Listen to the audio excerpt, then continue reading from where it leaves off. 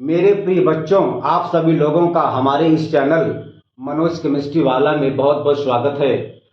हमने पिछले वीडियो में पढ़ा था कि गलन और गलनांक क्या होता है।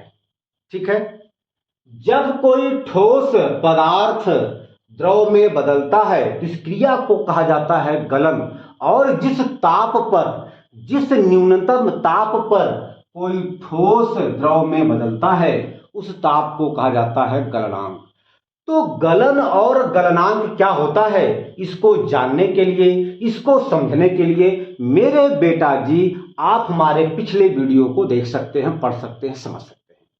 आज जस्ट उसी के आगे हम लोग पढ़ेंगे गलन की गुप्त ऊष्मा क्या होती है। गलन की गुप्त ऊष्मा क्या होती है? गलन की गुप्त ऊष्मा को अंग्रेजी में लैटेंट हीट ऑफ मेल्टिंग कहते हैं। तो आइए इस बात को समझने के लिए हम लोग थोड़ा सा पिछले वीडियो के बारे में अध्ययन करेंगे। हमने आपको बताया था बेटा पिछले वीडियो में कि जब किसी ठोस को बाहर से हीट मतलब ऊष्मा दी जाती है तो वह ठोस द्रव में बदलने लगता है।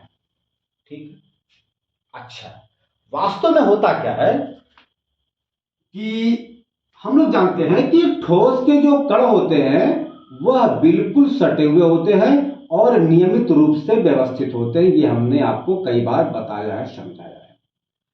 जब यह ठोस का कण ऊष्मा पाता है तो ठोस के कणों के बीच जो बहुत मजबूत आकर्षण बल लगता है वह धीरे धीरे कमजोर होता चला जाता है ऊष्मा की वजह से, और ठोस के कणों के बीच खाली स्थान वो बढ़ता चला जाता है। यानी कि ठोस के कणों के बीच अब कुछ स्थान खाली होता चला जाता है, और साथ ही साथ ठोस के कणों का गतिज ऊर्जा बढ़ने लगता है, जिसके कारण ठोस के कण जो है एक समय ऐसा आता है कि ठोस के कण स्वतंत्र होकर के, फ्री होकर के गति करने लगते हैं। उसी समय ठोस द्रव में बदलने लगता है।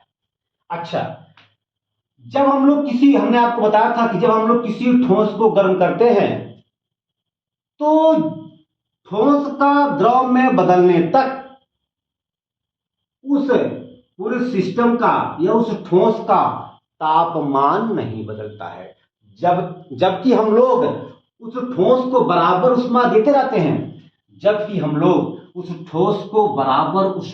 रहते हैं, उसके बावजूद भी जब ठोस द्रव में बदलता है तो उस समय उस ठोस का ताप नहीं बदलता है, ताप बिल्कुल स्थिर होता है। इसी को हमें समझना है कि आखिर ये बताइए, जब हम लगातार ठोस को ऊष्मा दे रहे हैं तो ठोस का तापमान तो बढ़ना चाहिए, लेकिन क्या कारण है, क्या रीजन है कि जब ठोस द्रव में बदलता है तो उस समय ऊष्मा देने के बावजूद भी, ठोस को ऊष्मा देने के बावजूद भी ठोस का ताप बेटवा स्थिर बना रहता है, कांस्टेंट बना रहता है। ठीक है, तो इस स्थिर ताप पर जो हम ऊष्मा देते हैं बेटा, वही ऊष्मा कहलाता है क्या? गलन की गुप्त ऊष्मा। आइए देखा जाए वास्तव में होता क्या है कि जब हम इस ठोस को ऊष्मा देते हैं तो ऊष्मा का काम यह है कि यह ऊष्मा ठोस के कणों के बीच लगने वाले अंतरा आणविक बल को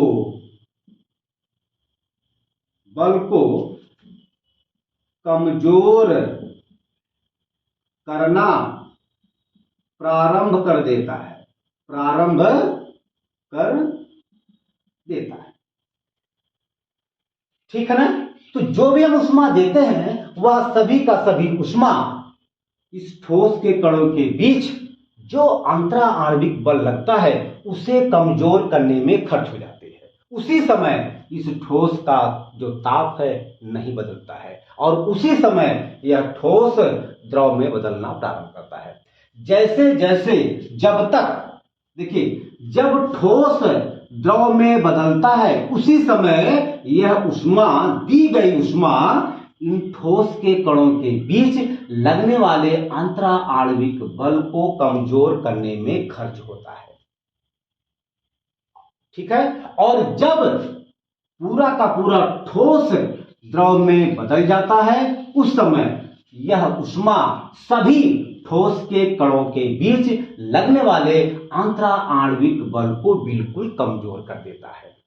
अच्छा, जब टोटल का टोटल ठोस द्रव में बदल जाता है उसके बाद जब हम इस द्रव को ऊष्मा देंगे तो अब इस द्रव का ताप बढ़ेगा, लेकिन ठोस का द्रव में बदलते समय तक, ठोस का द्रव में बदलते समय तक जो हम लोग ऊष्मा ठोस को देते हैं वह सभी का सभी ऊष्मा केवल और केवल ठोस के कणों के बीच लगने वाले अंतरा आणविक बल को तोड़ने में या कमजोर करने में या समाप्त करने में खर्च होता है। यही कारण है कि इस ठोस का जब यह ठोस द्रव में बदलता है तो उस समय इस ठोस का तापमान नहीं बढ़ता है, तापमान स्थिर होता है। क्यों? क्योंकि दी गई ऊष्मा अंतरा आणविक बल को तोड़ने में, अंतरा आणविक बल को कमजोर करने में खर्च होती चली जाती है। ठीक है। यही कारण है कि जब कोई ठोस द्रव में बदलता है तो उस समय उस ठोस का तापमान स्थिर होता है।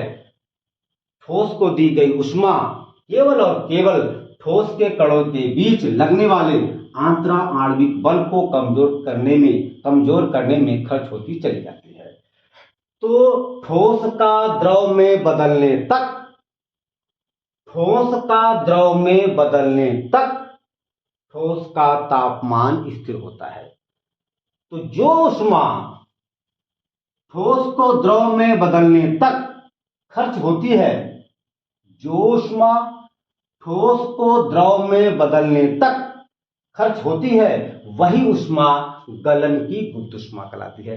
यहां देखिए नाम में गुप्त माने छिपा हुआ, यानी कि अगर हम इस ठोस को ऊष्मा दे रहे हैं तो इस ठोस का तापमान बढ़ना चाहिए। भाई देखिए नियम यह है कि हम लोग जैसे जैसे ऊष्मा देते हैं वैसे वैसे ताप को बढ़ना चाहिए, लेकिन यहां पे होता क्या है कि हम लोग कंटिन्यू लगातार ठोस जब तक द्रव में नहीं बदलता है, ठोस जब तक द्रव में नहीं बदलता है हम लोग कंटिन्यू इस ठोस को ऊष्मा देते रहते हैं।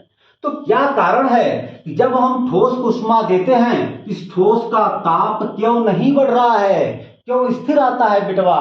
बेटवा क्योंकि जो हम लोग ऊष्मा देते हैं वह ऊष्मा केवल और केवल ठोस के कणों के बीच लगने वाले अंतरा आणविक बल को तोड़ने में खर्च होता है। और जैसे जैसे अंतरा आणविक बल टूटता जाता है वैसे वैसे यह ठोस द्रव में बदलता जाता है। ठोस का द्रव में बदलने तक इस पूरे प्रोसेस का, इस पूरे निकाय का तापमान स्थिर होता है। ठीक है। अच्छा, फिर ताप कब बढ़ता है?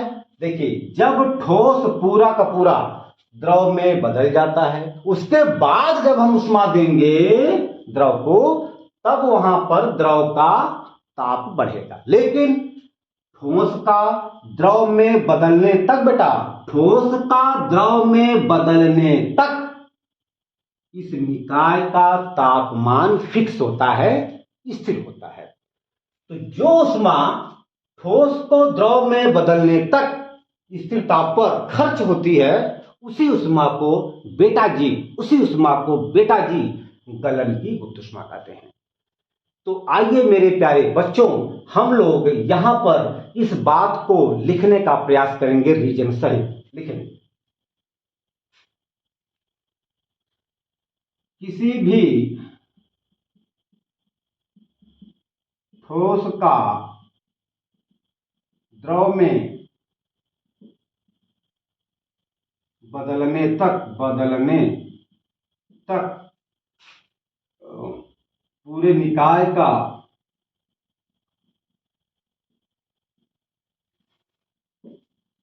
ताप स्थिर होता है क्योंकि ठोस को दी गई उष्मा ठोस के कणों के बीच लगने वाले आंतरा आणविक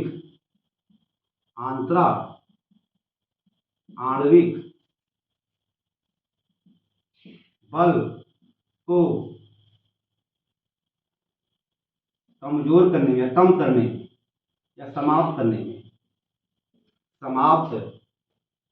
करने में खर्च होती चली जाती है। ठीक बेटा जी, चलिए यहां लिखेंगे,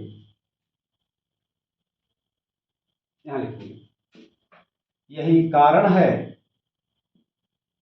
यही कारण है कि ठोस का द्रव में बदलने तक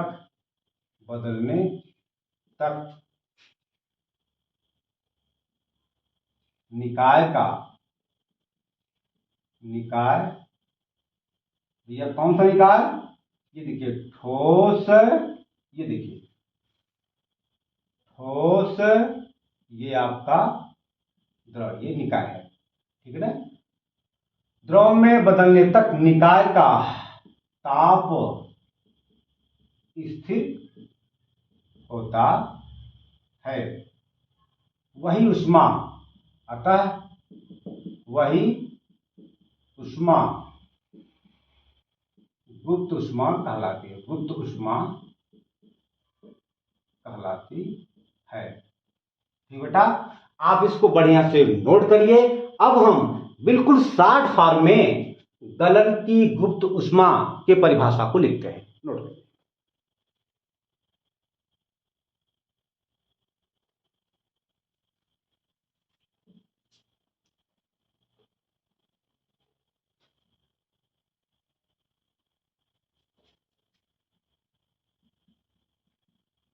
किसी ठोस के 1 ग्राम को उसके गलनांक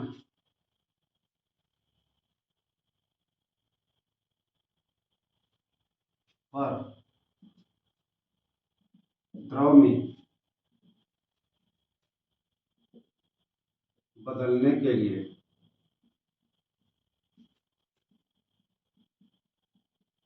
जो उष्मा खर्च होती है उसे गुप्त उष्मा